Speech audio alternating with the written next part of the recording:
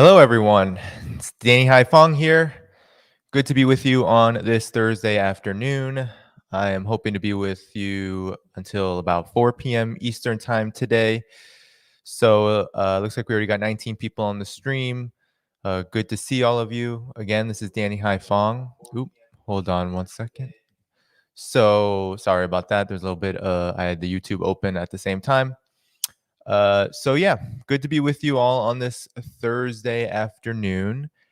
I am very close to doing this work on a more full-time basis. So as many of you have probably seen from my Twitter, other social media, I am moving on from a 9 to 5 job, just falling into the opportunity of getting more flexibility. And those who have supported me on Patreon have really helped out. Hello, hello. So I'm just going to let people come into the stream to begin. Just let you all know that yes, I am making this transition. Subscriptions to my Patreon are very much appreciated as I begin to make some plans to re-implement some work, do some more in-depth journalism work now that I am getting a bit more time instead of working full-time plus and then doing this work. I will be mainly doing this work, this independent media work that I have spent so many years, 8+ years on now. And now I feel like I have a chunk of time where I can put in the hours that it really does deserve. So, hello everyone. If you are here, please like the stream. We are going to be talking about, like and subscribe to the stream and to the channel. We are going to be talking about something that I actually haven't commented on here on YouTube. I've written about it a bit and I've commented on social media quite a lot about it.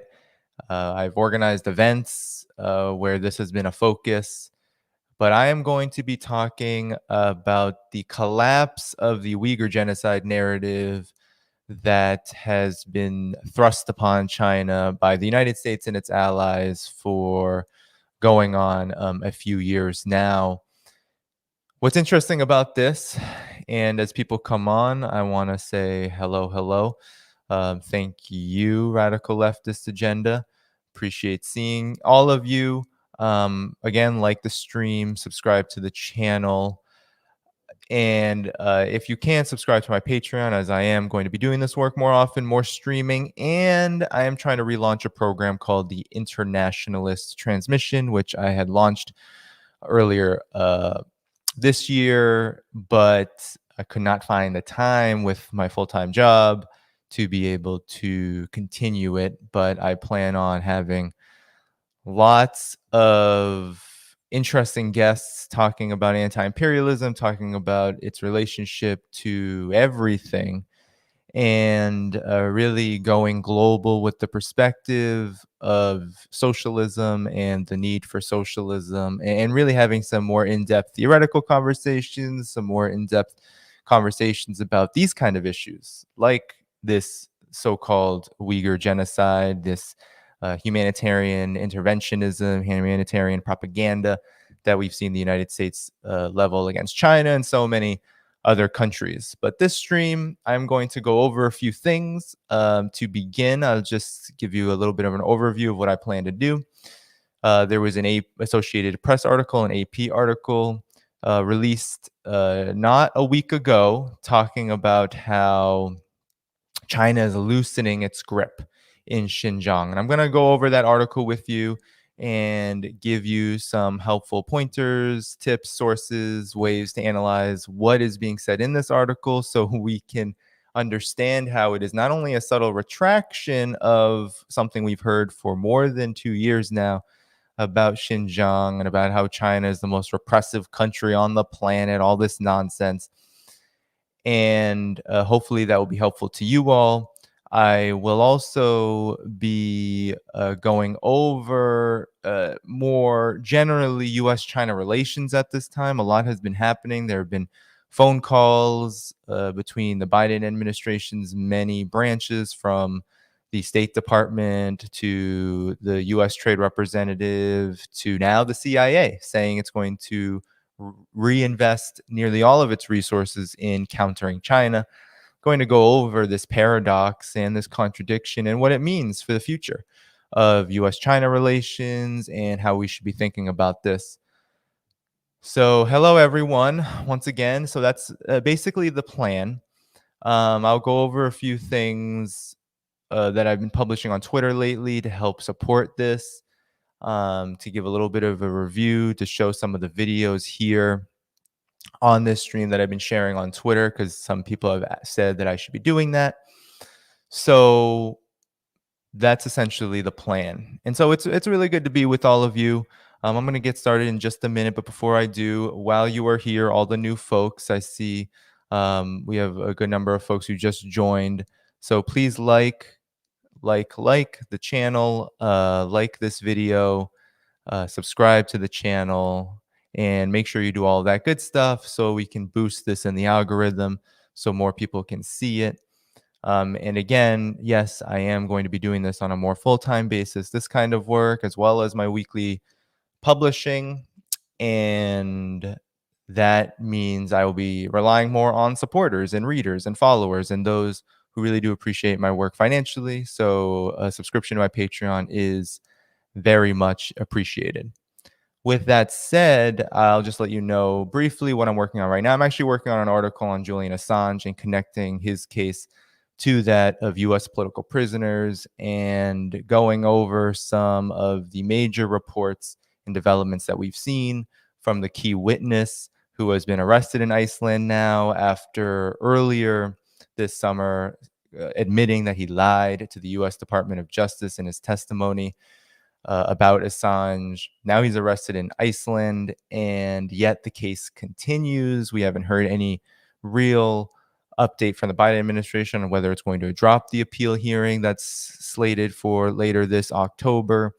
And so I'm going to be writing about the significance of his case, what it really represents in the more broad sense, and how we really do need to say Assange's name in the same vein as we say the names of U.S. political prisoners who are in U.S. prisons for very similar reasons, for standing up to injustice, for using journalistic methods, using their platforms, using wherever they are, whatever they do, whether it's organizing, activism, or journalism, to bring truth to the masses. Not necessarily speaking truth to power, but speaking truth to the masses so people can really stand up and be prepared to oppose wars. And I'm going to make the argument that Assange has really done a great service to us, Assange and WikiLeaks, to breaking this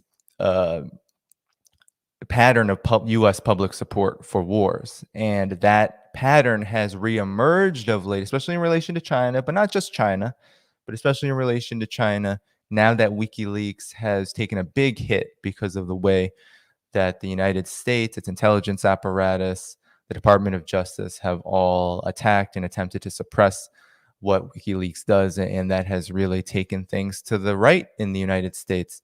And we really have to make that connection. So that's what I'm working on for this coming week in Black Agenda Report. And let's get started, though. So for all of you who just got here, please like the video. Boost its algorithm. It seems to be boosting quite nicely right now. But keep it up. Keep liking the video if you're here. And all right, let's get started. So the Uyghur Genocide narrative. So the genocide narrative really didn't emerge until 2019, but even before then, around 2018, we saw reports, we saw these bogus studies that were done, which claim that there were 2 million, 1 million detained in concentration camps in Xinjiang. And then it turned to genocide around the same time that the United States under Donald Trump began to ramp up this new Cold War. And so these are very serious accusations. And it was all around this one ethnic group in China, the Uyghurs, in a particular province, Xinjiang province. And one thing that I, really do regret is I actually visited China in 2019, late December. And headed to Xinjiang for 3 days. We were in Urumqi for 3 days. And I didn't, there was a lot of tension at that time between the United States and China around this issue. And I was told by our travel guide that we should try not to make ourselves out to be those kind of Westerners who are taking so many pictures, being suspicious around security forces, because there were a lot of suspicions about infiltration and about the dangers of what this human rights propaganda that was being told about China really posed to the country. And so I didn't take as many videos or pictures as I might have liked, but you know, I was there and we were walking the streets, and I spent 3 days in Urumqi. And while it wasn't a significant amount of time, it was enough to get a sense, especially when you travel across Xinjiang province, which is a very mountainous region. The cities are very spaced out between each other. It's one of the more historically impoverished regions of China, just given its location, given its land, isolation in so many ways, economically. And it was one of the last provinces in China to be lifted out of extreme poverty, which happened around 2019, early 2020. But when I was there, it was clear what people thought about this narrative, right? They didn't have many thoughts about it because it didn't really enter into their discourse. Genocide wasn't something that they understood in their own context, in their history. These concentration camp narrative wasn't something they understood. People thought of themselves as being both part of their ethnic group and part of China. Many people identified as both. Um, I saw a lot of the development that was happening there, and people talked about their confidence and feeling like things were going in the right direction economically for them. So, we as a group got a good sense of the real Xinjiang, right? That this province had been through so much underdevelopment over the course of decades, if not centuries. And now it was really entering a modern period. I mean, there is a high speed rail train there, there is modern infrastructure. There is so much more economic development, especially in the cities. And now, with this announcement before this Associated Press article of Xinjiang being the most traveled to part of the world in terms of tourism, it really burst the bubble of this narrative that Xinjiang is this scary, big open air prison a la Gaza, a real open air prison that Israel keeps in utter destitution and misery, right? That's not what I saw in Xinjiang. Nothing. I know people who have been to Gaza, and and I've watched Abby Martin's film, Max Blumenthal's film. Xinjiang does not look like that. Iramuchi or Urumqi, the capital, does not look like that, right? It's very clean, very little poverty, modern infrastructure, people speaking all sorts of languages, because although Uyghurs are the majority in that region, there are many more languages than that are spoken in that region, and even in the city of Urumqi, where there are Kazakhs, there are Tajiks, there's so many ethnic groups that live there that speak their own language as well as Mandarin, because it's contrary to this idea that learning Mandarin is some kind of genocidal colonial policy. Learning the national language actually helps integrate the economy, integrate all people who live in China into what is a fast growing economy, and one that has decent jobs opening up in very highly specialized sectors like tech, for example. So uh, that's the sense of Xinjiang that I got, right? And it was just incredible to see how integrated it had already become in just a few decades, right? Xinjiang, just a little context, was the target of this East Turkestan Islamic movement, now called the TIP, the Turkish Islamic Party, which is a terrorist group and had been recognized by the UN and the United States as a terrorist group. The U.S. took it off the terrorist group list recently, within the last year and a half, 2 years. But the ETIM had organized thousands of attacks over the course of 26 years, 1990 to 2016, killed hundreds of people. This includes the Urumqi riots, 2014, 2009. And people died. And so, yes, there was punishment for those individuals. And there's also a lot of re-education being done for those who are caught up in that kind of life. And it's incredible to see the bounce back. What only 4 years of peace about, right? Real peace, where these attacks were not commonplace. There hasn't been an attack since 2016. It was incredible to see how much has been able to be addressed. And I saw a lot of mosques in Xinjiang. You go to the Grand Bazaar in Urumqi, for example, and that one of the biggest mosques is actually open to the public, is there. So this whole idea that there's no mosques in Xinjiang is completely ridiculous. But I'm going to go over some materials on Twitter, but I want to first shift gears a little bit and look at this article. So I'm going to share my screen. So it's a big deal that the Associated Press has kind of turned on this narrative a bit. So give me a minute. While you're waiting, like the stream, subscribe to the channel if you have not.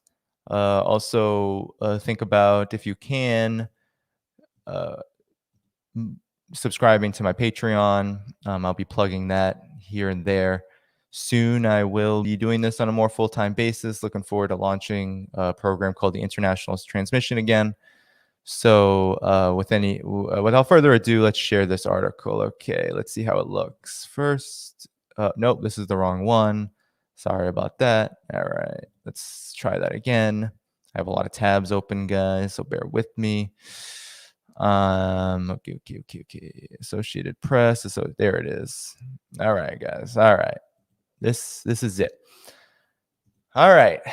So this is the article I wanted to talk with you all about. It is called Terror and Tourism.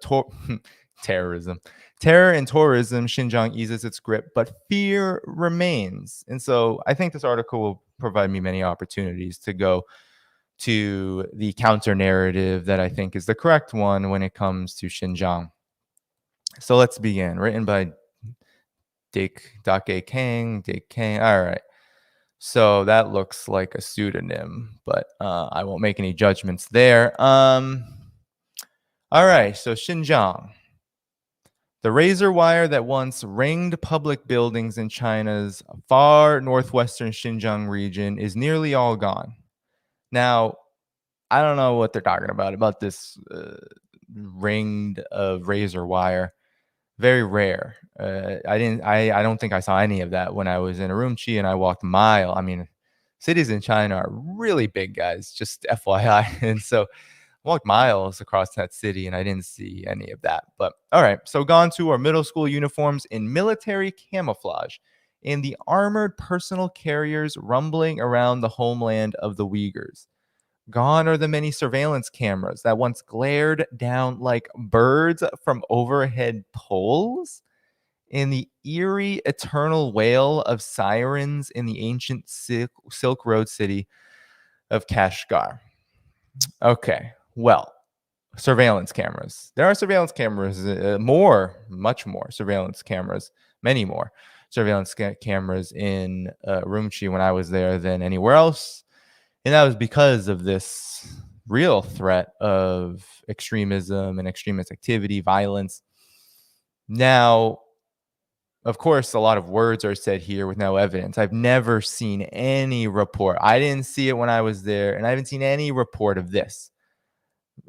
Armored personnel carriers and military middle school uniforms and military cameras. I've never even seen pictures of that in the mainstream media, trying to make it up, So this just goes to show how this is just a bunch of words that has never been verified in reality. This is just storytelling. And that's what I often say about the corporate media when it comes to China.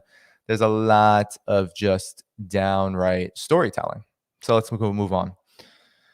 Uyghur teenage boys, once a rare sight, now flirt with girls over pounding dance music at rollerblading rinks. One cab driver blasted Shakira as she raced through the streets. First of all, there ain't no censorship of music in China as long as there's the Great Firewall. But if you have VPN, which like 99% of people do, if you um and this Western music is not barred from China. So that's just ridiculous there. And then Uyghur teenage boys, once a rare sight. When have they been a rare sight? That's trying to insinuate that they were all in these camps, right? That was never the case. Actually, recently, China has actually, and this has always been the case, has always stretched its one-child policy, which is now two-child policy nationally. But Uyghur families and ethnic minority families can have three children now.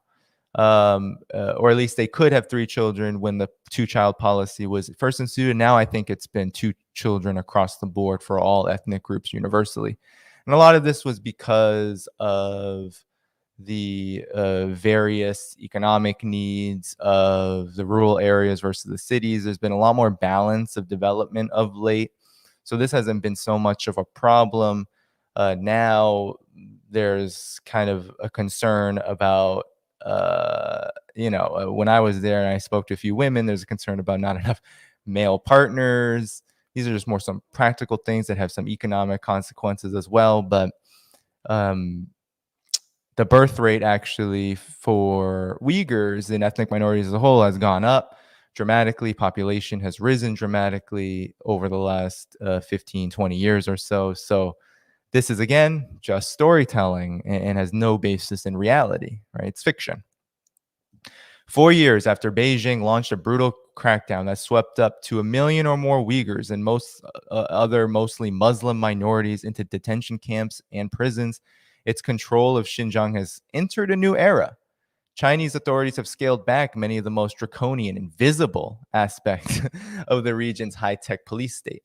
The panic that gripped the region a few years ago has subsided considerably, and a sense of normality is creeping back in. What panic? It's just, wow. You walk the streets of Urumqi, there is no panic. I was there 2 years ago. There was no panic. Okay, people were living their lives. This is all made up. I mean, this idea that people there were scared of concentration camps. No, only the folks that these pro-State Department think tanks, people like Darren Byler, and I'll talk about him in a little bit. People like him, people like Adrian Zenz, folks that they talk to, these exiles from the ETIM who live in places like Turkey and all across the West, the United States, right? The Rashan Abbas, for example, who I know Daniel Dumbrell and others have spoken to, who used to work at Guantanamo Bay, right? These NED-funded organizations, World Uyghur Congress, etc. Yeah, they were panicking. But China, there was no panic in China in relation to this issue. There wasn't an issue there, right? Actually, there was peace there. And once peace started to occur in Xinjiang, that's when this Uyghur human rights narrative suddenly popped up, right? It wasn't a problem before 2016, right? It was about 2017, 18 when this became a problem. That's because the attacks stopped and China's policies were effective. So let's keep moving on. But there's no doubt about who rules, and evidence of the terror of the last 4 years is everywhere. Sure. It's seen in Xinjiang cities where many historic centers have been bulldozed and the Islamic call to prayer no longer rings out. That's false. I was there. The call to prayer happens. I can show you videos, not my videos, but it the narrative of this so-called police state in Xinjiang is so laughable when you can literally go on something like TikTok or, any social media and find people who actually live there and who just show you what daily life is like, and it just bursts asunder these kindergarten narratives. They're so elementary and amateurish. It would be laughable if it didn't have such a big impact. It's seen in Kashgar, where one mosque was converted into a cafe and a section of another has been turned into a tourist toilet. A tourist toilet, not a public toilet, because there are public toilets everywhere in China, and that's a really cool thing. But it's turned into a tourist toilet. So again, this idea that there's some kind of colonial occupation happening. It's deep. It's seen deep in the countryside where Han Chinese officials run villages. Now, the Communist Party of China is not just Han run. It has members of all ethnic groups, and the villages are actually run locally, and it begins at the village level. And if you watch Robert Kuhn's really good documentary on poverty alleviation, although he doesn't, I don't remember if he talks about Xinjiang, but he has so much coverage of the rural areas and how these kind of democratic processes happen in order to make decisions around poverty alleviation. And that's kind of how, at the very lowest level, at the most local level, the village grassroots level, things are run, and then things move up almost in kind of like a direct democracy model where those who have been elected to run the local village and lead it and lead these meetings then reports to the next uppermost level of government, and then there are more they elect above them. And that's kind of how the governance system in China actually works. It works at the lowest level, township, grassroots level. There are elections among the people for who's going to represent them, and then that person elects the next among the rest of the representatives of the townships. It's a very complex system, and we at Friends of Socialist China published a great article on China's socialist democracy by Roland Bohr, which you should go check out when you can, but not now. Stay here because we are not done. So with that said, I don't even want to keep going with this before showing some counter to this. And I made a thread about Xinjiang in relation to our good friend, sarcasm, Ryan Grimm, who let me just share another video. Oops. Oh, well. Okay, we're going to share another one. So I want to share not this one. I want to share this one. Okay. I'm going to show you my Xinjiang thread because Ryan Grimm, became really offended at what Kim Iverson in her segment on Taiwan, which then really evolved into a conversation about China and Xinjiang, and it wasn't a good conversation. So I made this thread, okay, which I think, he kind of mirrors a lot of the arguments in this article, where while they're saying there's a new era and there's no more genocide, right? There's not this open terrorism, right, of Uyghurs. He was kind of parroting this article and saying that there's all these cultural issues happening, right? China is repressing and oppressing the culture of Islam. Well, I say that he told a lot of lies during this segment. And lie number one, people can't practice in mosques. You just saw in the AP article. It it said that mosques are being bulldozed and you don't hear the call to prayer. Well, this is a call to prayer. Let me see if if the audio is shared. So oops. Okay. Sorry about this, guys. Bear with me here as I am my own producer as well. So, okay. Yes. Tab audio is shared. So I want to just, this is a call to prayer. Okay.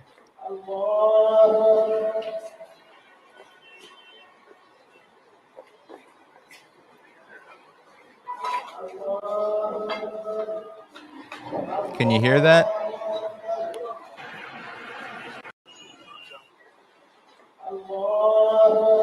So that's a call to prayer, guys.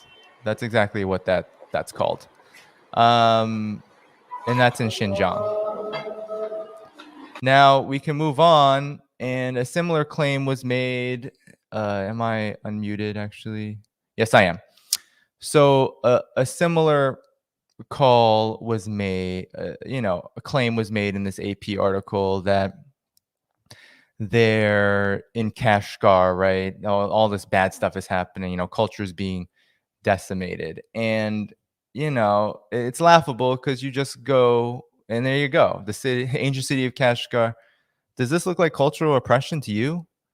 I'm going to put on the sound, but I just want to say that these are traditional practices in public, right? You just go on TikTok and there are people from the region who are showing this. And no, we can't believe Radio Free Asia when Radio Free Asia, that CIA conduit, says to us that this is all staged. That's blasphemous, but here we go. Pretty cool. You see the ancient city of Kashgar there.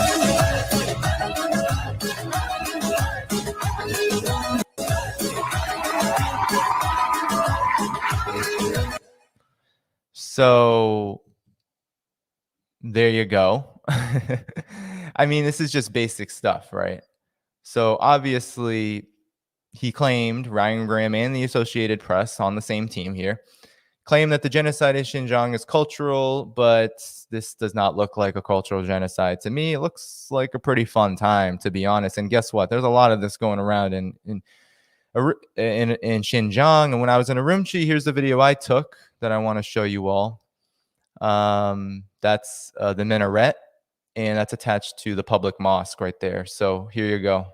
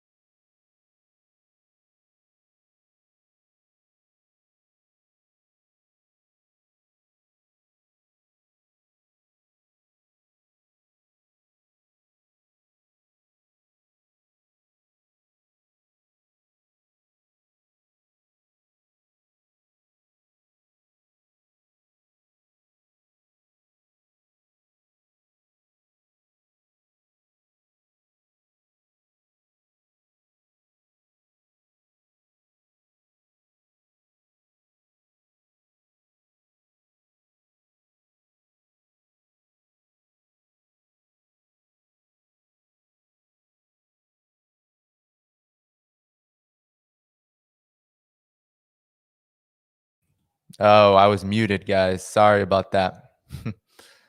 Uh-oh. Okay. Sorry about that. I was muted. I am back. Everyone, thank you so much. Stay with me here. Sorry. Okay, I'm back.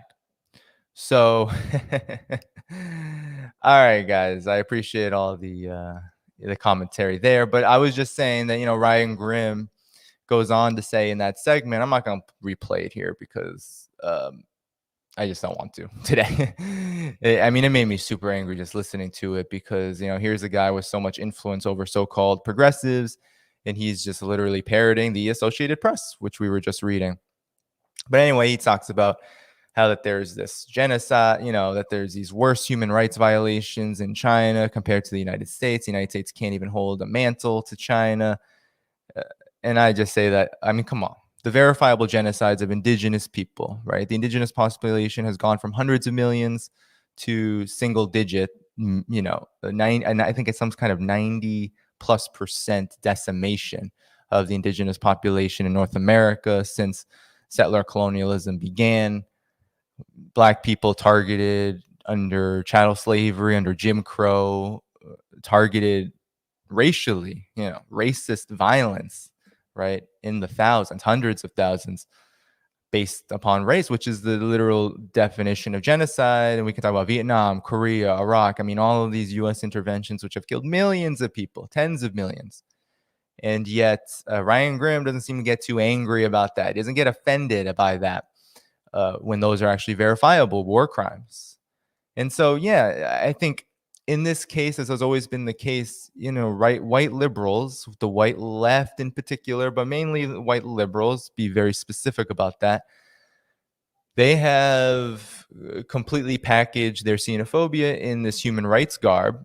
They've dressed their xenophobia in human rights garb, and they, write for outlets like The Intercept, which hosts these pro-State Department voices, pays them six figures, and to demonize China and to really ramp up this new Cold War. So here's a cool picture of me inviting Ryan Grimm one day to travel with us. We're definitely going back to Xinjiang at some point when this pandemic ends. I know I'm definitely going back to China. I want to go to Vietnam. I have some travel plans there, which is why Patreon subscriptions are very much appreciated, so I can do some deeper journalism. I have many more connections now to China, and I hope to use them when I go. It's been great to get to know people there, to get to know people doing media work there. And, it's very important work. So, Ryan Grimm, take a trip. It's one of the hottest tourist destinations in the world. So, it is, and it's very good food and drinks, as the as people in the chat are saying. So this food is very good. I mean, it's halal. There's there's a lot of good traditional Uyghur eats. And also, there's just been kind of a mixing and melding, a kind of a global feel in Xinjiang where you can get all kinds of different foods, with respect, of course, to the practices of the Uyghur population. So I'm going to stop sharing that. And I'm going to go back and let's look a little bit more at this article. All right. And I'm not going to spend too much time on that article, but let's go back to it because I want to move on to something else while I have you all.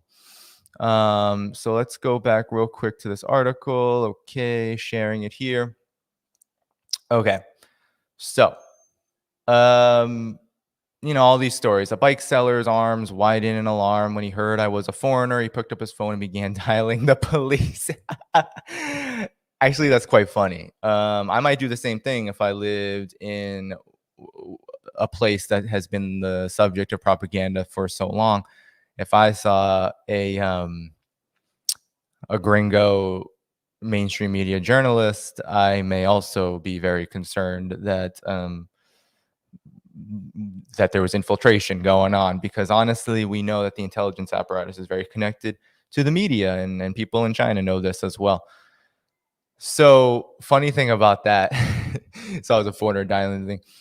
We in Beijing, we went to a traditional Chinese medicine hospital, and people are very frank there. It doesn't have the same HIPAA rules in China. People kind of just wait. They're chilling in the office. You get checked out, and it's kind of like a group thing. People are chilling in the office with you while you're getting seen by the doctor. And our friend who's white, he had some stomach issues, and so he went to this doctor, and the first thing the doctor said was in Mandarin. He says, you know uh, he turns to our guide and he's just like, "Why'd you bring this white devil into my office?"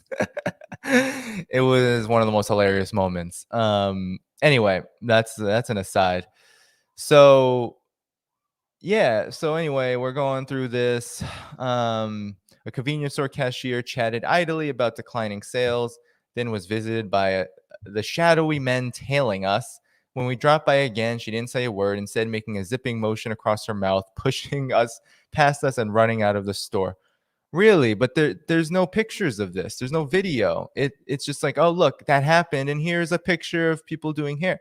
I mean, this is how disingenuous this is. This is like I could tell a story about anything, pull up a picture, put it on my website and my publication, say it's the truth. This is absolutely ridiculous, shoddy journalism, and it's shameful.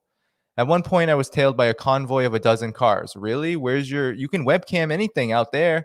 An eerie procession through the silent streets of Aksu at 4 in the morning. Anytime I tried to chat with someone, the minders would draw in close, straining to hear every word. Okay. It's hard to know why Chinese authorities have shifted to subtler methods of controlling the region. It may be searing criticism from the West, along with punishing political and commercial sanctions that have pushed authorities to lighten up. Or it may simply be that China judges it has come far enough in its goal of subduing the Uyghurs and other Muslim minorities to relax its grip, aka, here's a paragraph, all speculation. It's hard to know why China's authorities have shifted to subtler methods of controlling the region. Maybe because all of the methods you've been talking about actually never really existed in any real way, right? Maybe they don't exist in the way that you think that they've existed. Maybe you've just been making things up for more than 3 years and telling all these lies, not sourcing anything. Have you all seen one source in this article yet? One single source? There's no interviews, no images, nothing. And this is what I've had a problem with China, with this media apparatus and this propaganda war against China since the beginning. There's never anything credible coming out but stories, these fictional tales, right? And Bloomberg did something around the time right before right before Biden slapped sanctions on renewable energy producers in Xinjiang.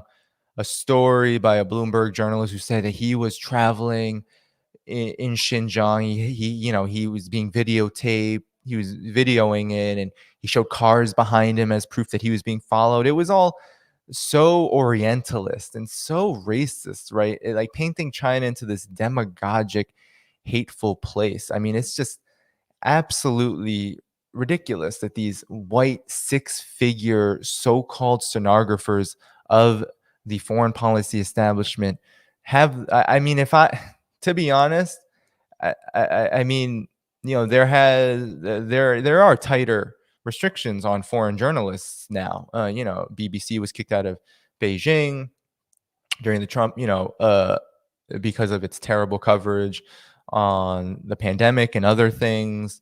There's a lot of suspicion about foreign Western journalists in China, and for good reason. This is the reason, because they're stenographers of the foreign policy establishment. So anyway, moving on. Here's a nice picture. Look at that nice picture. So nice. But no. Uyghur activists abroad accuse the Chinese government of genocide. Okay. Pointing out plunging birth rates and mass detentions. Population has grown in Xinjiang autonomous, Uyghur autonomous region. And Uyghurs continue to be a big part of that, but forget it. The authorities say that their goal is not to eliminate Uyghurs, but to integrate them, and the harsh measures are necessary to curb extremism. Regardless of intent, one thing is clear. Many of the practices that made Uyghur culture a living thing, raucous gatherings, strict Islamic habits, heated debate, have been restricted or banned. In their place, authorities have crafted a sterilized version one ripe for commercialization. Oh my God. Xinjiang officials took us on the tour of the Grand Bazaar in the city of Urumqi. I was there, which has been rebuilt for tourists like many other cities in Xinjiang. Here, there are giant plastic bearded Uyghur men and giant Uyghur instrument. A nearby museum of traditional naan bread sells plastic tiny naan keychains, Uyghur hats, and fridge magnets. Crowds of Han Chinese snap selfies. I mean, that's just racist. There's no way that this gringo journalist in some kind of pseudonym knows the difference between a Han Chinese and the other 50 plus ethnic minorities there. So it's not just Han Chinese there. Actually, Han Chinese are still they're a minority in Xinjiang Uyghur Autonomous Region. And when I was there, it was clear that there was a bunch of different folks there. So anyway, museumification of Xinjiang. Can you believe that? Museumification.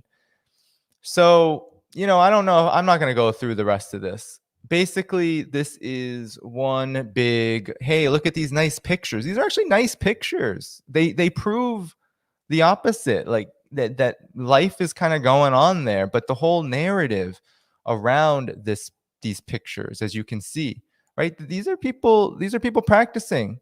Where's the security?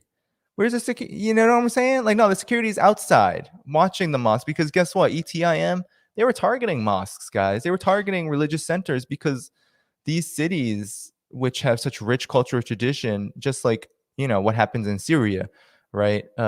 What happens in Iraq, right? These cities get targeted. These cultural areas, they become the targets of this extremist activity that has been rolled back completely. And that's what Ryan Grimm was so offended by. Look, he's offended by this, guys. He's offended by people being able to do this, what they want to do, right? There is much more freedom in Xinjiang than ever. And this is great. This is talking about, oh, look, books in Uyghur language. That's so fake, right? Uyghur language copywritings of by Mao Zedong. Oh my God. What's crazy about this is not only Mao, but it's Xi Jinping. These are the people that are very influential in China because, oh, well, they just happen to lead a revolution and continue to lead that revolution. Here's supposedly a detention facility. I don't even see any barbed wire there. So, I don't want to go through the narrative because, it's very Orientalist. We can go on and on. This article runs thousands upon thousands of words, but I did want to review some parts of it, give you a sense of what they're saying.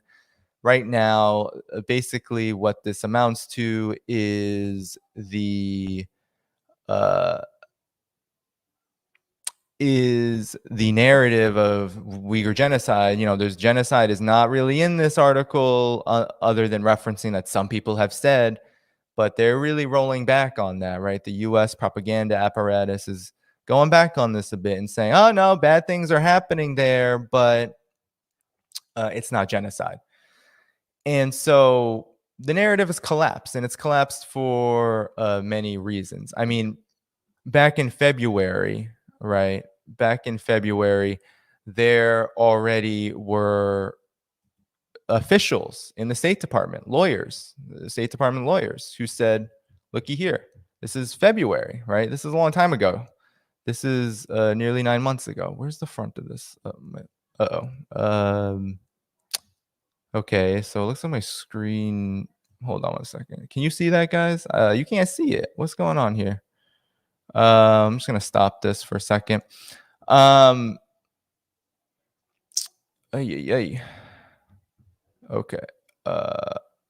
Yeah. So the State Department lawyers were already saying this, and I'm just gonna put this up real quick to show you guys. They were already saying that there was no genocide in Xinjiang. Of course, they were doing the same thing. Am I freezing up, guys?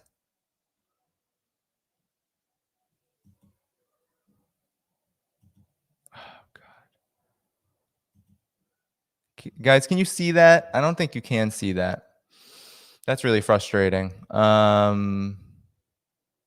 Okay, you can see it all. I can't see it. Anyway, I don't know if you can see this article or not. It's showing up black on my screen. In any event, there's some kind of lag going on, some kind of freeze going on.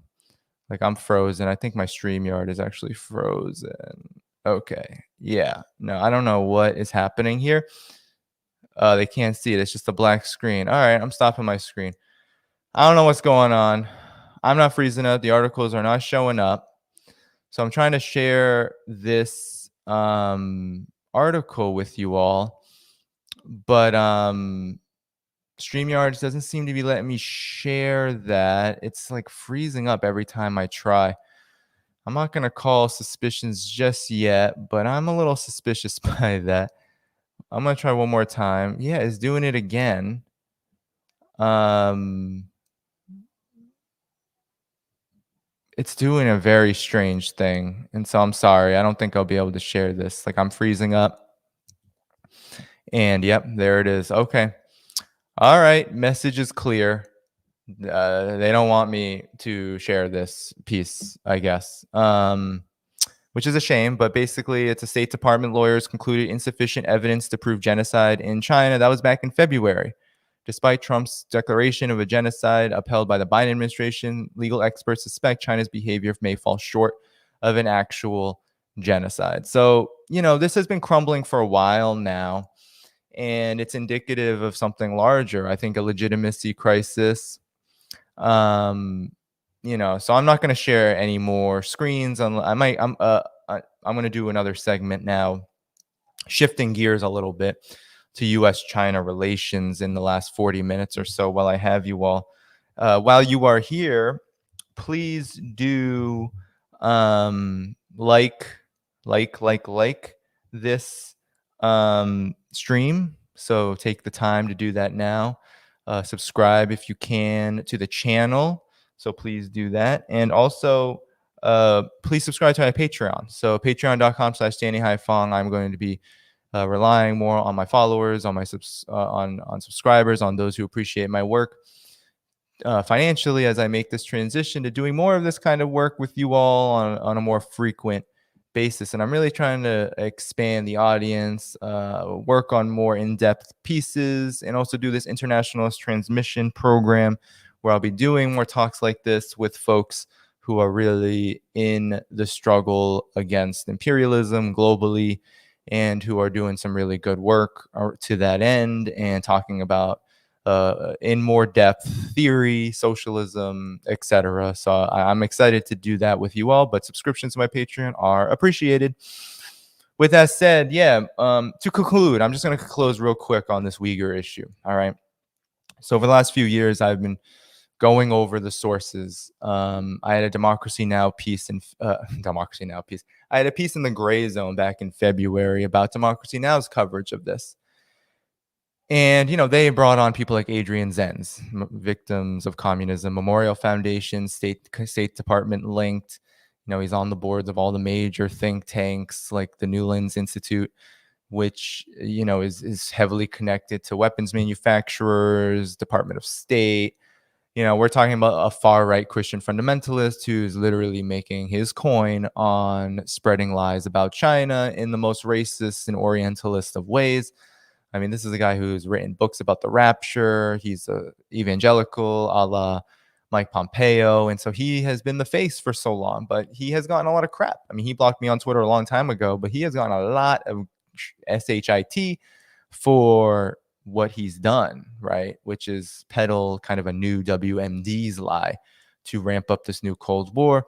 But you also have the Australian Strategic Policy Institute, right?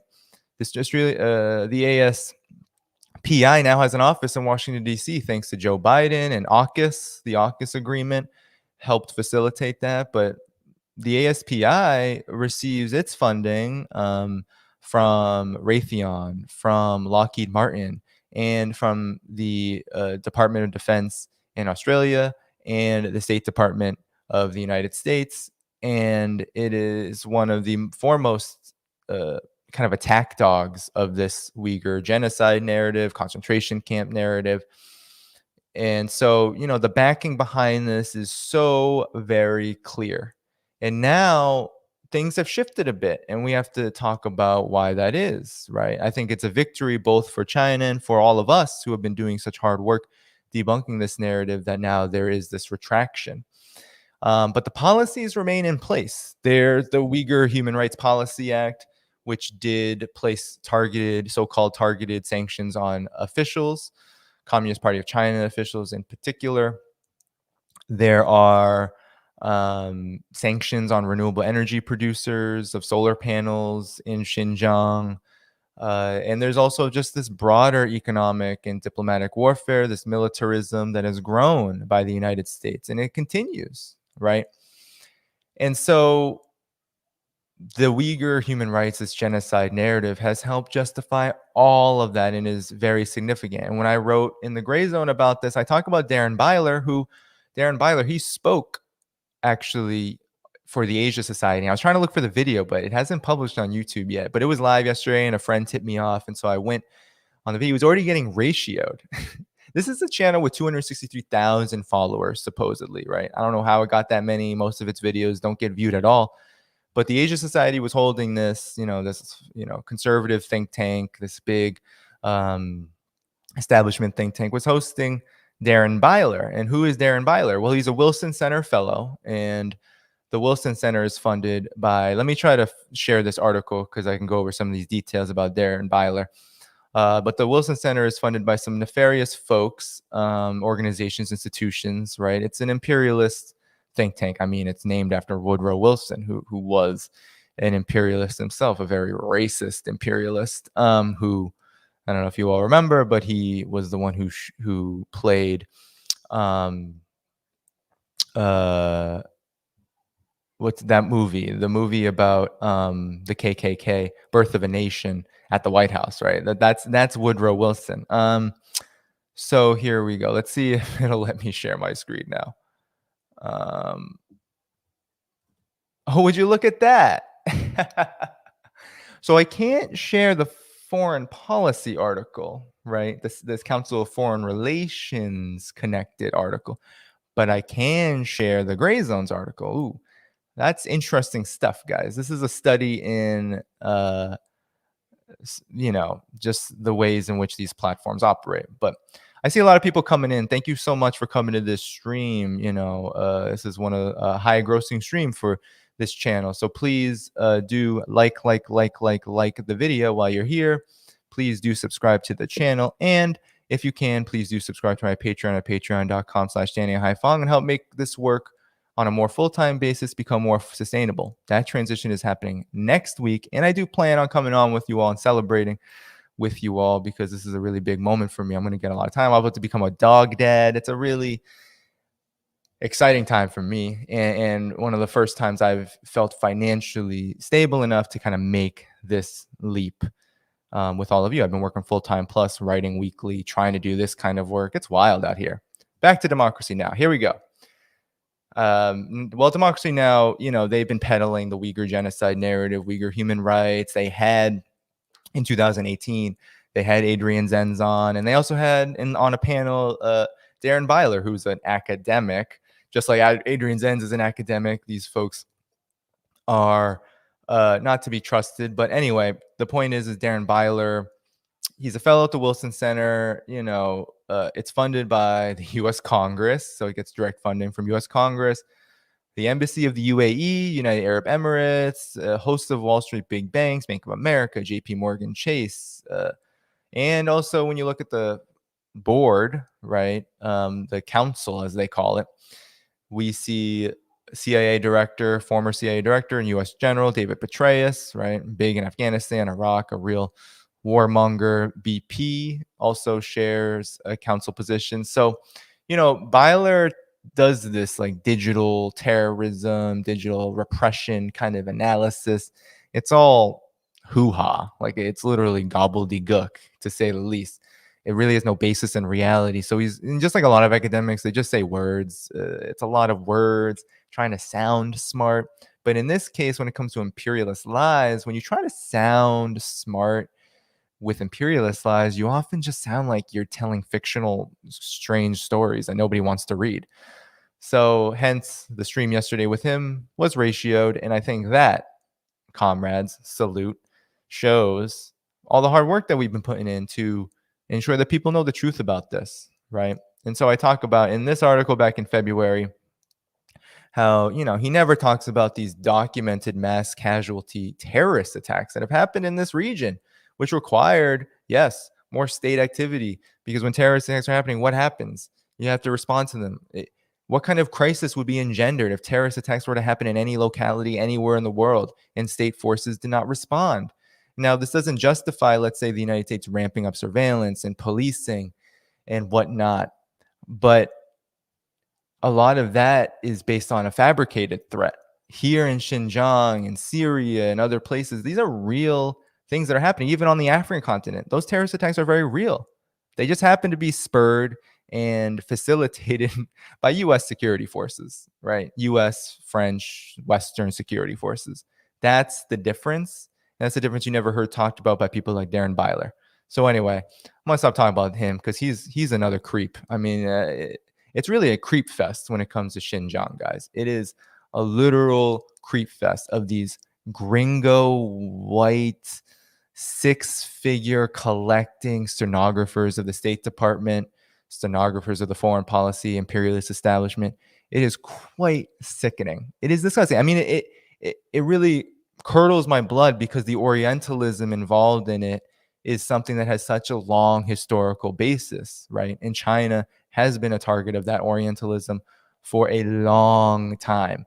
And we can go back to the way that the US and its Western powers, the UK leading the charge at the time, Great Britain leading the charge, the British Empire, trying to carve up China, place it under a total condition of semi-colonialism, places like Hong Kong under full colonialism, and plunging China into a century of humiliation. And then the whole region, right?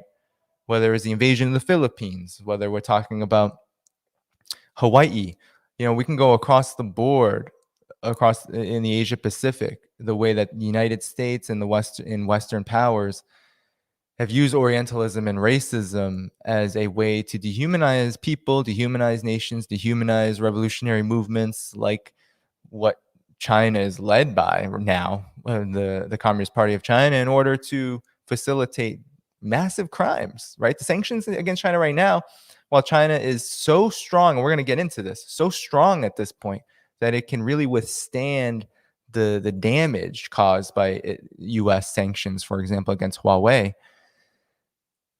There's still a lot of damage that is done because of these policies, militarism, the effect on the environment, the threat of nuclear warfare, the threat of any kind of military exchange between the United States and China, and the fact that indeed pandemic cooperation, all sorts of things could not happen because the United States was too busy trying to bully China and, luckily failing in so many ways. So, in the last half hour here, I want to talk about a shift in U.S. China relations. All right, guys. So, we had, there's been meetings that have happened. So, in the last couple of weeks, we've had conversations between U.S. Trade Representative Catherine Tai and Chinese officials, Chinese envoy on economic bilateral ties, right? And Catherine Tai made no promises. She is going to enforce the Trump administration's phase 1 tariffs and phase 2, which are a little more severe and go after state-owned enterprises in China. A very difficult thing to do because state-owned enterprises are so central in China. They have a huge role in facilitating technological development, infrastructure, all of that. It's very difficult to try to impose tariffs on them when much of the world really see the state-owned enterprises in China as real vehicles for development. So that's going to be a sticking point with allies potentially, because allies like Japan, allies of the U.S. like Japan and other countries might take a little bit of umbrage with the notion that phase 2 tariffs may go into place, and they don't want to be punished, right? Although this will involve U.S. corporations, we know how the U.S. Underhandedly is really signaling that allies should follow way. So with that said, there are those conversations. There were talks between Jake Sullivan and Yang Jiechi, the top diplomat in China. He's the he's the head of the Central Committee, the Politburo of the Communist Party of China. And those talks supposedly also went well, although no promises from the United States to really draw down anything, right? So those two things happened, and now there are talks about China and the United States, heads of state, Biden and Xi Jinping, having a second phone call sometime before the end of the year. And so there's this feeling, in China, everywhere else, that, okay, things are kind of evening out. Although there was that ridiculous moment with Taiwan, where the media in the United States is political brass were talking about the ADIZ, which really is just a U.S. made up so-called air defense zone air defense identification zone that the U.S. made up and actually extends it to mainland China. While there were scares about that, there's this greater feeling that things are moving in a more cooperative direction. Now, I want to go over one piece with you that I think shows the complexity of this. Because as these conversations have been happening, and as the U.S. is kind of retracting on these Uyghur claims, there's also now a redirection of the Central Intelligence Agency towards China, a reinvestment, right? And I think this article is very instructive. So let's read it in full, and that'll be the last thing before we just close up, have some conversation. Let me try to share my screen one more time, guys. This is a very important article, in my opinion. And I think I'm going to write about it for CGTN, a brief piece about the complexity of U.S. China relations under Biden and how, the United States is really playing, I think, a dangerous game here. So hold on one second. So I actually quite enjoyed this article because the CIA basically is crying the whole time. And you got to love CIA tears. So can you see that, guys? It looks like it's working. All right. Yes, it is working. So the CIA reorganization to place new focus on China. The agency will create 2 new mission centers, one focused on China, the other focused on emerging technology, climate change, and global health. Ha ha ha. Right? We really don't want, I don't want the CIA in my climate change policy, healthcare policy, anything else for that matter. But let's see. It's a brief article. Do some commentary. I made a thread on this that we'll review on Twitter. So the CIA will embark on a reorganization intended to focus more on China, the agency's director announced on Thursday. At the heart of the effort will be a new China mission center meant to bring more resources to studying the country and better position officers around the world to collect information and analyze China's activities. The new center, quote, will further strengthen our collective work on this important, will further strengthen our collective work on the most important geopolitical threat we face in the 21st century, an increasingly adversarial Chinese government. Okay, so that's William Burns, Mr. Burns, if Simpsons reference. But this is William Burns, the CIA director under Joe Biden, saying that the most important geopolitical threat that the United States, the CIA, faces right now is China. That is an incredibly important thing that he just said there. And it completely counters all of these bilateral talks that are happening out in public, right? The talk between diplomats, so-called Jake Sullivan, I don't consider a diplomat, but it supposedly talks between diplomats, right? State Department and China's Politburo, the talks between the trade representative and the Chinese envoy, right? These very open talks about bilateral ties seem to run counter to what the CIA is saying. And so I think we need to stress here, and this is something that I don't think a lot of people on the progressive left understand, right? There's a lot of black and white thinking. There's not a lot of materialist analysis about contradictions and how 2 things can exist at the same time. It can be true, and we'll see this later in the article, that the United States wants, that there's a segment of the United States' ruling class, especially that wants relations with China to at least be cordial enough for business to occur. And that's because the United States' economic position is very delicate right now. The economic crisis is very real.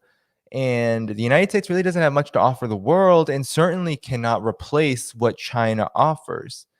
You're talking about 300 million middle-class consumers, rising wages, infrastructure, and still with, a currency comparison that is still very favorable to the United States. It's about 7 Chinese RMB to 1 US dollar. So again, with investment opportunities are still very lucrative in China, even though it's no longer really the pool of low wage labor that it used to be. And so this is very important. So it's very important to see how the CIA is both saying that China is a big threat and we need to focus on them, yet the United States is in a very weak position and China is not in a weak position. And this will become more evident in this article. So another new center will focus on blah, blah, blah. Let's forget about that. But during his confirmation hearing in February, Mr. Burns identified China as his top priority and the challenges of changing technology as another important focus area. The mission centers, along with the creation of a new post of chief technology officer, are a way of formalizing these priorities. The changes reflected general policy across the Biden administration's national security team of giving added attention to a new generation of challenges and threats to the United States after 2 decades in which terrorism dominated the work of the intelligence community. Essentially, what this is saying is great power competition, the threat of China, and Russia is in there as well, but this is all about China in this article. China is now the threat. Terrorism, no longer a threat. The agency has briefed congressional leaders on the changes and that the increased focus on China at least is likely to be greeted warmly. Both Republicans and Democrats have argued that the intelligence agencies need to direct more resources to China and improve their analysis of the Chinese government. Well, that's a little kernel of truth about the bipartisan support for the new Cold War there. The announcement comes only days after CIA stations and bases around the world received top secret cable warning about informants who have been arrested, killed, or turned into double agents. So here's the CIA tears coming. Technological advances have made collecting intelligence in China very difficult. Ubiquitous surveillance cameras and facial recognition software powered by artificial intelligence have made evading detection in China particularly challenging. So this is what's so funny, right? China's this repressive system, and it has surveillance, and it's like really bad for its citizens. I guess CIA informants and operatives are citizens then, because the New York Times is saying that China's technology and its security system has really prevented CIA infiltration, and I think that's a hugely great thing. Now, the thing about the killings and the murders, that's not so much proven. I mean, just like the Havana syndrome, guys. How many times have we heard that, right? Havana syndrome, Colombia now, Havana syndrome, Vietnam, Havana syndrome, Cuba, right? Just anywhere where the United States has ever had a problem, now informants are getting sick, right? CIA operatives and officials are getting sick, right? But the killings and the murders, that's not so much proven. But what can be proven is that, yes, the CIA has had an extremely hard time infiltrating China. And guess what? For us, we should be applauding that. I applaud China. We should be learning from China. We need the power that China has to be able to prevent that, because we know that the CIA is targeting us, activists, journalists. We know that the CIA, from Vault 7 documents, thank you again, Julian Assange and WikiLeaks, we know about the capacity of the CIA to hack into anything it really wants to in the United States and among many of its allies, including world leaders, right? We're talking about an extremely cruel and unusual system of torture and surveillance that the CIA employs around the world, and China has figured it out. So good job, China. And here are the tears. The CIA is so sad that the U.S. has fallen behind, right? They've fallen behind in the tech realm, so they can't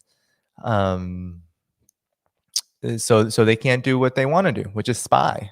And great, you don't deserve to spy.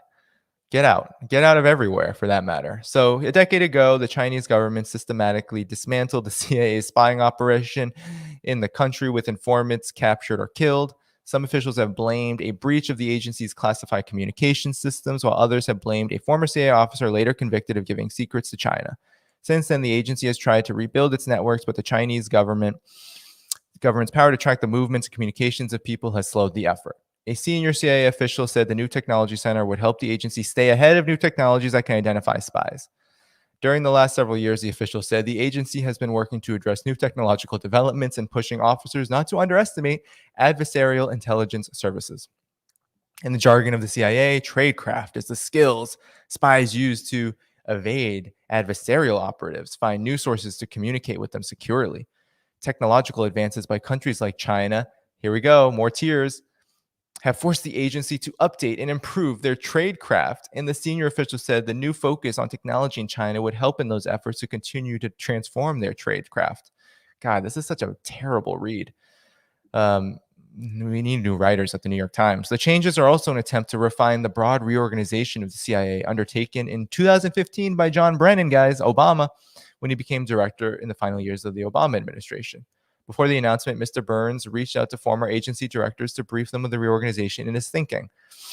Several of whom said the changes made sense to them. Yes, of course. Yes, men in the CIA. What a surprise. The CIA must adapt to the policy priorities of each new administration, as well as the evolving global landscape of national security challenges and opportunities. If there's any country that deserves its own mission center, it is China, which has global ambitions and presents the greatest challenge to U.S. interests in the international order. The new reorganization is not nearly so broad as Mr. Brennan's. Mr. Burns is undoing two changes put in place by Mr. Brennan's successor, Mike Pompeo, who was Donald Trump's CIA director.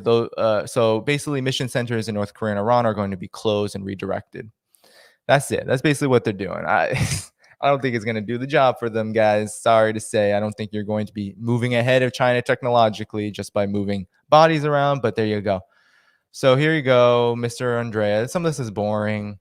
Saying Mr. Andrea is retiring after working for the Iran Mission Center and, helping Israelis kill spies and all that good stuff that the CIA does in Iran, or in the region, right?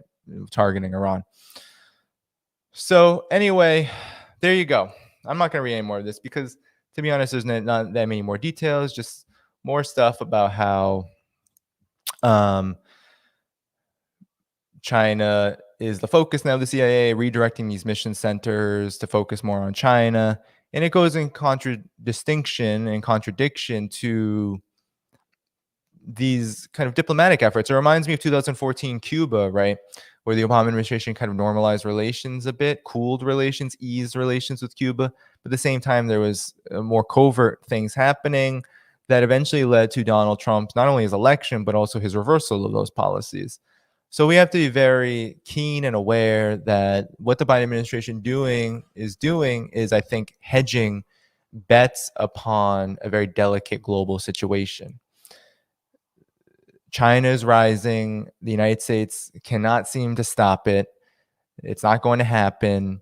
And so the Biden administration is trying to figure out the balance between needing somewhat cordial relations in order to facilitate business, but also there are so many more powerful interests behind the new Cold War, which want China targeted. And ultimately, the CIA definitely wants war with China. I mean, there's no doubt that the CIA wants whatever that war looks like, shadow war, overt war, whatever. The CIA is definitely on that side of it.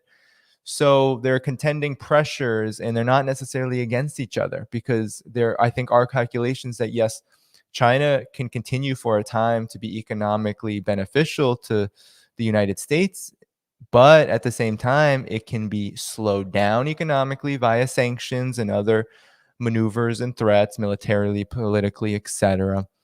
As something like the CIA continues to ramp up the propaganda, shift the propaganda to more effective realms. So to continue this trend of militarizing populations in the United States and West to support a potential war with China, which, is definitely in the works. It's not necessarily something that I think everybody wants in the ruling class, but it is in the works. You can't have 400 military bases surrounding China. You can't have all of this investment the CIA is doing. You can't have all of this if it's not in the works. This whole thing about Taiwan, right? We are really in a very dangerous moment, and these forces cannot be trusted. So we have to have our eyes open as these bilateral relations, these talks continue. We have to, of course, understand that the U.S. is in a position of weakness. And while that is good in the sense that China is able to withstand these attacks, it is also a net negative in a lot of ways because it means that there's always going to be, regardless of whether it's the Uyghur genocide narrative or something else, right? There will be another thing. The propaganda against China isn't going away. There will be more to come when it comes to these issues. Taiwan, Xinjiang, Hong Kong, sanctions on Chinese tech. Right now, there's all this stuff about high-speed rail. There's like literal attacks. I wrote for Covert Action earlier this year about how there are forces in the big tech sector, private industries in the United States and the West that are attacking China's high-speed rail system with propaganda, attempting to show that there are some kind of negative aspects to high-speed rail, right? As if it's not a more cleaner, faster, more efficient, more human-friendly way of transporting both people and goods. I mean, it's ridiculous. I've taken 2 in China, and it was an incredible experience. But this is where the United States is at. It's in a period of decline, and that decline is very, very important. And let's just close. I'm going to close. Let's look at a thread I did on the CIA, because I want to talk a little bit about that, and then we can close up here. All right, guys. Thank you so much for those who are here. I'm going to share this screen. And while I am doing that, I would like for you all to please like the video if you haven't already, subscribe to the channel if you haven't already, and consider subscribing to my Patreon if you can, for whatever amount you can. That will help me become more financially supported and sustainable in this transition that I'm making. So, all right, here we go. So a brief history of the CIA. I should have said a brief history of the CIA, but a brief history of the CIA targeting China. So there's a great article you should all read. It's called The Worldwide Propaganda Network, built by the CIA. It was written in 1976. You can find it in the New York Times' archives. But I talk about how, and Yasha Levine, very good journalist, he wrote all about the Broadcasting Board, the Board of Broadcasting Governors, the BBG, which is now the U.S. Agency for Global Media. You want to read his work on that because he talks about the CIA creating Radio Free Asia. It's a really hilarious story, actually. So the CIA created Radio Free Asia as part of this BBG network, Radio Liberty, Radio Free Europe. There were many outposts created around the world to counter so-called, communist influence. So, there was an effort to essentially get Radio Free Asia off the ground in China by airlifting by balloons radios, right? And dropping them into the population. I guess people were just going to catch them like they catch food, right? It was an absolutely ridiculous thing that they thought they were going to do. But as you can see here, the radios got caught by the wind and they ended up flying past. They're in the ocean somewhere. They're in the sea, right? And this wasn't ever going to work anyway, because China in 1951 was still a very poor country. And even though, there was all sorts of efforts to try to ramp up industrial production, steel production, the communes to make sure that rural peasants for the first time could eat, right? It was a life expectancy of like 35 to 40 at that point, depending on where you lived. And there was no use for radios anyway. So it was never really going to work. But that's the story of Radio Free Asia and the CIA's first attempt. And I say, that there's a context to this, right? That the CIA has embarked on more than 50, between the Cold War years, 1945 to 2000, 1945 to 1991 alone, right? The CIA was involved in more than 50 interventions around the world. This includes the absolutely destructive overthrow of Salvador Allende in Chile. This includes the funding of the Mujahideen in Afghanistan against the Soviet Union. This includes the overthrow of Kwame Nkrumah in Ghana in 1966. This includes so many bloody conflicts, Nicaragua, Guatemala. I mean, down the line, the CIA was responsible for the deaths, disappearances, torture of millions of people in the global south primarily. And the CIA was also spying on people like Malcolm X and others who were trying to develop an internationalist perspective in the struggle against racism and class oppression. So it's important to understand that as context as well, because China was right in the middle of that, right? The CIA had supported the nationalists in their early years and had hoped that they could bring them back through the diplomatic isolation of China, but never happened, never was going to happen. It was never a realistic thing to expect because the Chinese Revolution was very successful and widely popular. So, during normalization now, there was 20 plus years of diplomatic isolation of China, and the CIA was all about keeping tabs on that and keeping tabs on the Communist Party. But during the first decades of normalization, we saw there was all sorts of interest in the Middle East, in Latin America, and other places, the Soviet Union, trying to make the collapse of the Soviet Union more possible, and it did happen. And then China came back into the focus, and it really came back into the focus under the Obama administration. There was a huge shift there with the pivot to Asia.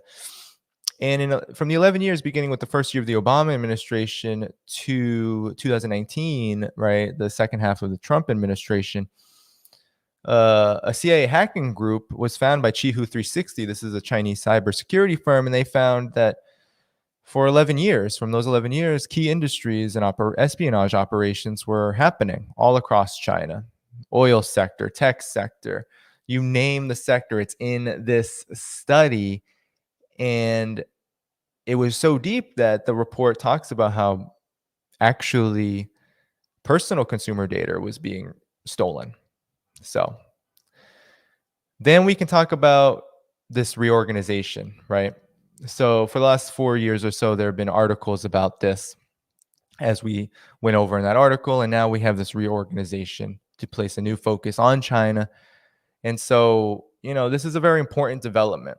And we have to watch out for this because it means that although the Uyghur narrative is being retracted, to an extent, the propaganda surrounding is going to continue. And so all of the Orientalism, the racism, the new Cold War jingoism, all of the chauvinism, all of that is going to continue. And no matter in the Biden administration's attempt to salvage some kind of relations with China seem to be more of a front than it is serious because, well, when has the United States really kept promises? When is the United States even making any promises right now in this area? They're talking, sure, they're talking to the Chinese envoy. They're talking to Yang Jiechi about all affairs, diplomatic affairs. They're talking. Biden and Xi Jinping will talk, but while China has pretty reasonable demands, stop interfering in our internal affairs, please, right? That's not unreasonable. The United States refuses to commit to any of that. So that about concludes, I think, about 90 minutes going through this. I hope that this was helpful. I'll just close here with talking about a little bit about what to expect in the future. If you're here and you just got here, subscribe, like the video, subscribe to the channel. And if you can, subscribe to my Patreon and help make my work more sustainable as I transition into more full-time work. On this, I've been working as an independent journalist for 8+ years, doing mostly pro bono, working full-time. Now I'm looking to spend more time on this work. And so your subscriptions are appreciated. Now, what to expect from here? I have a lot of ideas. All right, guys. I don't know how quickly I'll be able to get to all of them. I want to do collaborations with cool people. There's some cool communists out here. I've done some collaborations with the great Brett O'Shea over at Revolutionary Left Radio. I want to do more collaborations with people like him, more collaborations with people like Luna Oy, with Hakeem. I want to start talking more Marxism because I am a Marxist, and I generally keep things to analyses that are targeted and strategic and help kind of lift people to a certain level to be interested in Marxism. But I want to do more conversations about Marxism and about its relevancy to these issues. So I'm hoping the Internationalist Transmission, my program, will help facilitate a little bit of that. I'm thinking about a few ideas for the launch of it. One idea I have is to have a state-affiliated media panel of people from CGTN, RT, Press TV talk about their experiences with the U.S.'s censorship and repression. That may break YouTube. That may break the channel. So I'm thinking about it. So I'm hoping that that can happen. For those of you who just came here, make sure you start from the beginning of this stream. It'll be up. So start from the beginning. I'm sorry if you just came in and just heard about this, but you can start from the beginning. In any event, I'm going to be doing more collaborations with all sorts of people, so I'm thinking about folks for that program to have conversations with. I want to have conversations with hip hop artists, with all sorts of cool folks, to try to integrate politically, anti-imperialism, revolutionary politics into places that we don't normally get to places and venues and ways that we don't normally get to see it occur from. And I'm also trying to pitch my work out there. I have some pitches out there to some good podcasts and stuff. Hopefully they'll pick it up and they'll want to talk about this. But so I'll still continue to publish weekly, and as much as I can, at least. Weekly should still be realistic, but if it isn't, it isn't, and I'll publish a little less in order to make this happen. So yeah, if you subscribe to my Patreon, I take suggestions from, of course, you can always DM me, email me. At the bottom of all my articles are my email address. But subscribing to my Patreon is the best way to kind of communicate suggestions. That's one of the things I try to offer, because I want my work to be public. So I'm not like tiering anything and saying, okay, you get this if you pay me more money. No, I'm not doing that. But on my Patreon, what I try to do is I try to take suggestions from folks, give people early access to things, announcements that are earlier, and try to do it that way. So my work is still public and it's not behind a paywall, but you also have the opportunity to support my work and also get a little bit more out of it. So all your suggestions that you have, please do send them to me via Patreon if you do have the ability to make a contribution, however small. And then, of course, email me them if you have any suggestions, but can't do that. That's totally fine as well. But anyway, comrades, colleagues, viewers here, all of you, it's been a great stream. I actually got to finish up some work. I hope this was helpful to you all. I think it's important to continue to combat these humanitarian interventionist narratives, this new Cold War against China, but also see China as a real global, in its real global context, right? A good friend of this show and a good friend Carl Za posted on his Twitter about the Sino-Lao Railway between China and Laos, high-speed rail. It's about to launch. It's been in the works for, I think, over a year now. And, it's that kind of progress that the United States and its allies are trying to arrest. I mean, really what China represents is the end of colonialism, the end of neocolonialism.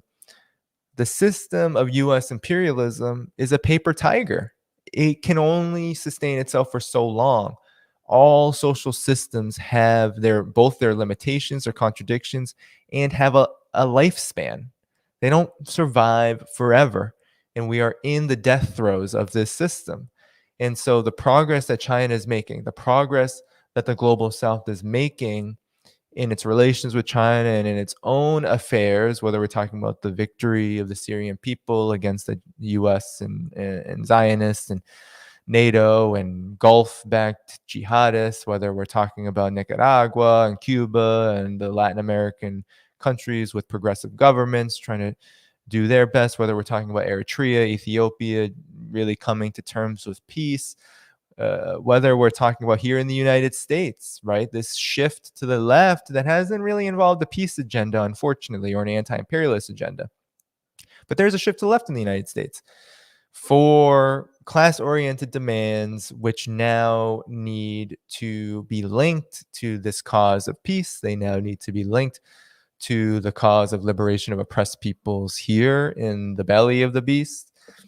And when we do that, my friends and comrades, we will be so much more powerful for it. and we will see the edifice of the system continue to crumble and become more violent and become more restrictive. And so that's why it's so important we continue to build together. And so I appreciate all of you coming on with me today. With that said, watch out for me. This is my last week at the full timer, and then I'm going to be, I might be doing some part time work just to supplement, because I'm not at the point yet where I can just go on Patreon, but I'm at the point where I can put more full time hours into this work, and that's going to, I think, pay dividends.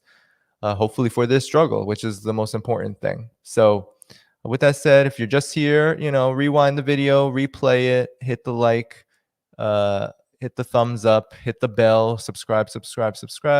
If you can, drop a contribution to my Patreon, and I will see you guys again another time. Be aware for announcements. Keep up with announcements on my social media and on my Patreon, and take good care, everyone. It was good to be with all of you today, this afternoon. Bye now.